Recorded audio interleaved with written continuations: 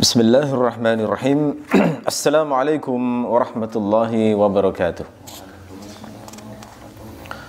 Alhamdulillahirabbil alamin wa bihi nasta'inu ala umuri dunya waddin wassalatu wassalamu ala sayyidil mursalin wa imamil muttaqin nabiyyina Muhammadin wa ala alihi wassahbihi wa man tabi'ahu bi ihsanin ila yaumiddin.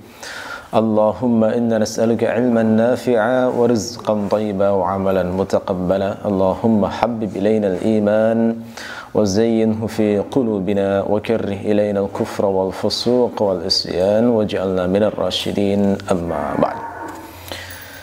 Baik, saudara sekalian rahimakumullah, kita melanjutkan pembahasan bab bab budak, pembebasan budak, dan kali ini topiknya adalah al-wala. Wawu, lam, alif, dan hamzah. Al-wala. Apa itu al-wala? Wala itu makna bahasanya adalah muawanah wa nusrah, bantuan dan pertolongan. Dari kata muwalat, wala muwalat, bantuan dan pertolongan. Adapun makna syar'inya, makna syar'i dari wala adalah hak mendapatkan warisan jika asabah nasab tidak ada.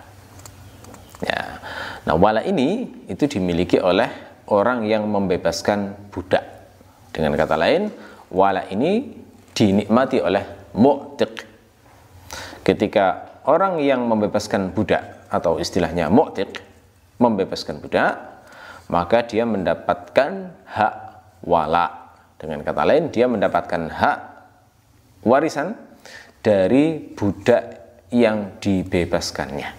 Jika sewaktu-waktu budaknya meninggal dunia, maka dia itu diperlakukan sebagai ahli waris. Tepatnya adalah ahli waris posisi asobah. Begitu. Nah, pertanyaannya, asobah yang bagaimana? Jawabannya adalah asobah tingkat 2. Asobah level 2. Dengan makna, jika asobah yang berdasarkan nasab itu tidak ada semuanya, maka barulah pembebas budak itu atau mu'tiq bisa mendapatkan warisan. Kalau misalnya asobah nasab masih ada, ya berarti gugur. Nah, makanya saya katakan asobah tingkat 2 atau asobah level 2. Jadi ini adalah jenis wala, itu adalah syariat seakan-akan dia itu nasab buatan, ya, tanda kutip begitu. Nasab buatan, nasab yang diperoleh sebagai akibat membebaskan budak. Itu pengertian gampangannya semacam itu. Jadi ada yang awalnya tidak ada hubungan mewarisi antara mu'tiq dengan mu'taq. Nah, tetapi gara-gara adanya aktivitas pembebasan budak ini, maka akhirnya menjadi ada hubungan warisan. Nah, itu pengertian mudah dari wala semacam itu. Abu Syuja' mengatakan wal wala min huquqil itqi. Wala itu adalah diantara hak pembebasan budak. Ya, artinya konsekuensi dari adanya pembebasan budak, yakni diantaranya adalah ada hukum wala. Ya, dengan kata lain, wala itu adalah asar dari i'taq. Ya, efek atau konsekuensi dari pembebasan budak. Nah, asar itu mirip kayak misalnya orang menikah, setelah menikah suami jadi wajib menafkahi istri. Nah, itu asar dari akad nikah. Nah, sama pembebasan budak juga punya asar. Asarnya apa? Asarnya atau efeknya itu adalah salah satu konsekuensinya adalah wala, yakni hak waris yang dimiliki oleh orang yang membebaskan budak. Ya. Begitu orang yang punya budak membebaskan budaknya, maka langsung saat itu juga dia punya hak wala. Tidak perlu diucapkan, tidak perlu ada lafadz, nggak perlu ada upacara khusus. Misalnya hari ini engkau mendapatkan wala, hari ini wala diserahkan padamu, itu nggak ada. Jadi pokoknya begitu ada aktivitas pembebasan budak, saat itu juga langsung ada hak wala. Dan wala itu tidak bisa digugurkan.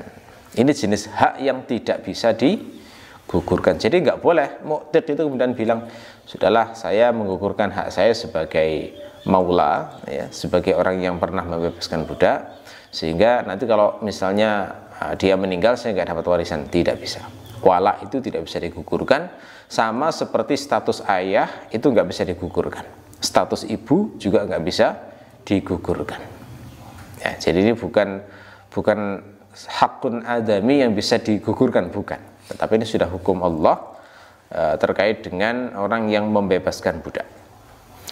Apa dasar dari ketentuan ini bahwa wala itu adalah hak dari pembebasan budak? Dasarnya adalah hadis Nabi riwayat Al-Bukhari, Rasulullah sallallahu alaihi wasallam bersabda, al-wala liman a'taqa.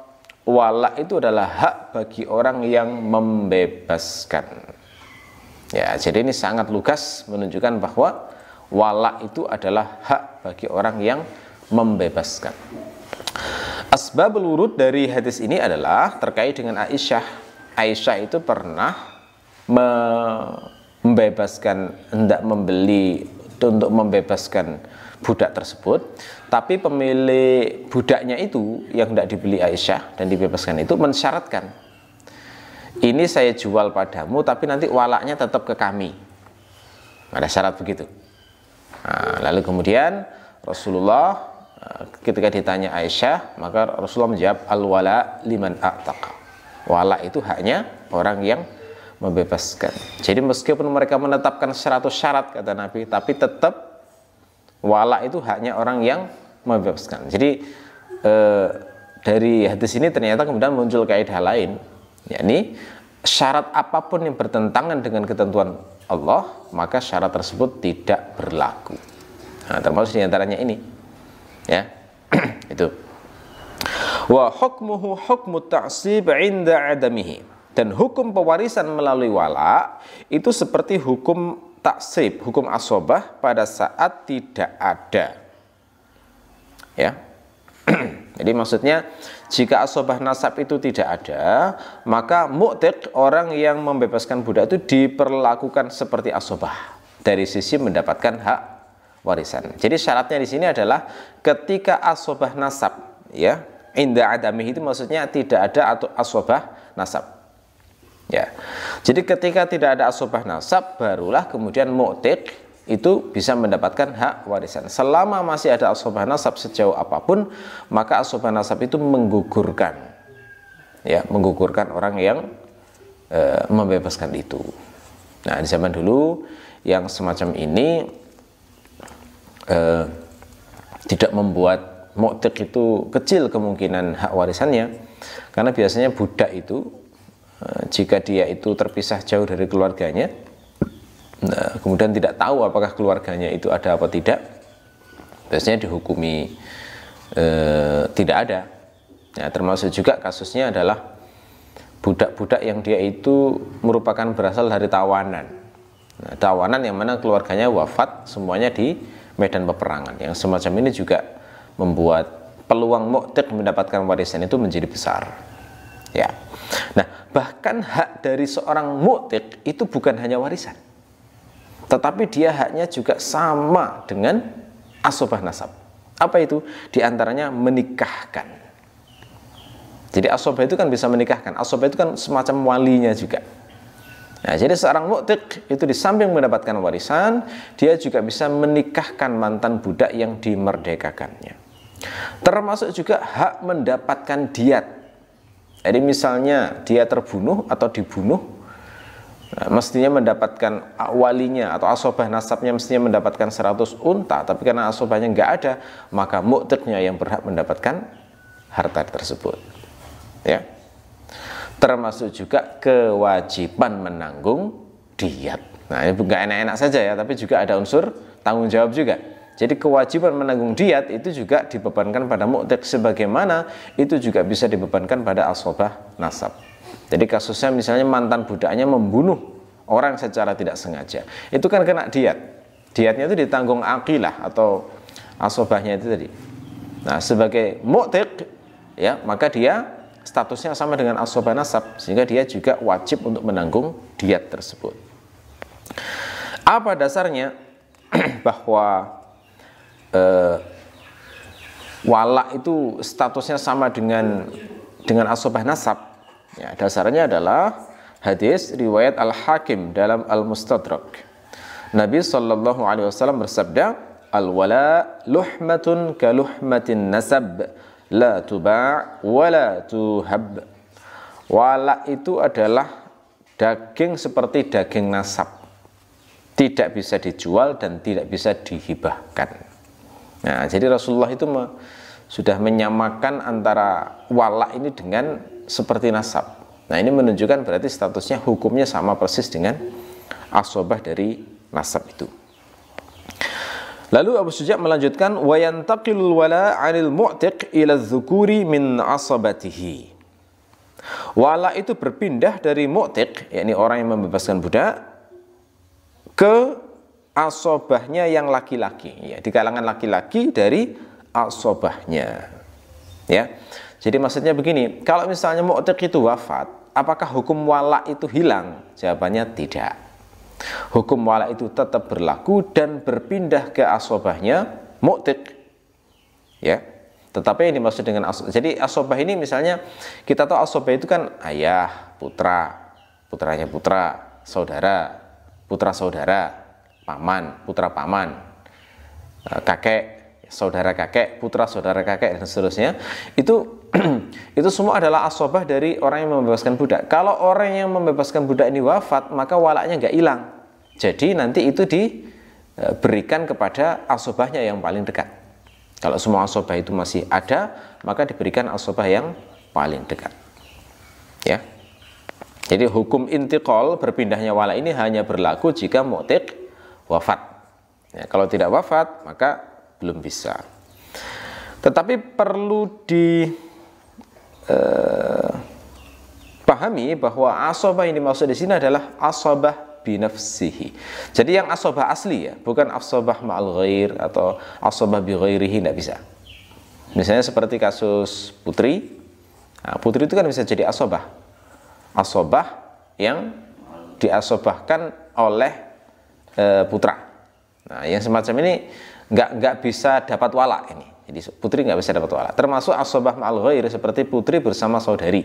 Itu kan jadi asobah, ya. Saudarinya itu menjadi asobah karena ada putri. Nah, itu juga nggak bisa tidak bisa mendapatkan wala. Jadi yang dapat wala hanya asobah binafsihi saja.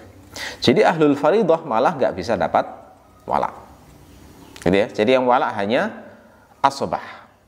Meskipun dalam tata urutan warisan untuk ahli waris itu ahlul faridah didahulukan. Tapi kalau dalam hal wala ini ternyata malah dia yang mendapatkan, sementara ahlul faridahnya atau ashabul furud tidak mendapatkan. Wa tartibul asabat fil wala ka tartibihim fil irsi. Urutan asabah dalam wala sama seperti urutan mereka dalam pewarisan.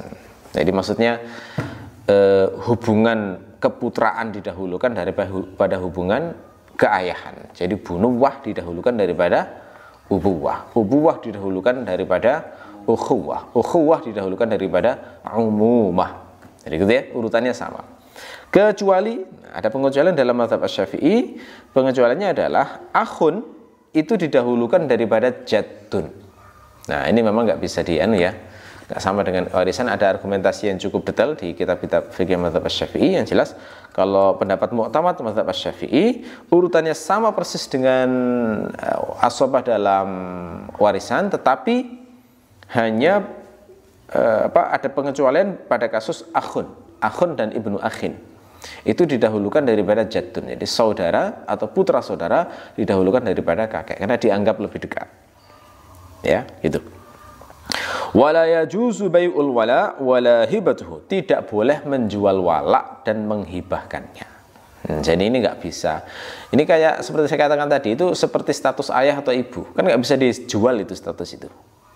Aku sudah bosan jadi ayah, tak jualkan jadi ke orang lain aja lah, biar orang lain jadi ayah anak-anakku. Nggak boleh. Jadi ayah itu status yang terus melekat sampai mati. Ya, sama seperti kasus wala ini, nggak bisa dijual dan tidak bisa dihibahkan. Itu didasarkan hadis riwayat Al-Bukhari dari Ibnu Umar. Beliau mengatakan, nahan Nabi sallallahu alaihi wasallam an bai'il wala wa an hibatihi. Nabi sallallahu alaihi wasallam melarang jual beli wala dan menghibahkannya. Ya, ini sudah menjadi pendapat jumhur ulama. Kalau ada riwayat di kalangan ulama salaf yang membolehkan menjual walak atau menghibahkannya, maka ini dipandang oleh para ulama disebabkan karena mereka seakan-akan belum tahu hadis ini. Jadi di husnudzoni mereka belum mengerti hadis ini. Ini seperti yang dikatakan oleh Al-Hisni dalam Kifayatul Akhyar. Beliau mengatakan wa ajaza ba'dus salaf naqlahu wa la'allahu lam yablughum al-hadis. Sebagian salaf membolehkan memindahkan walak.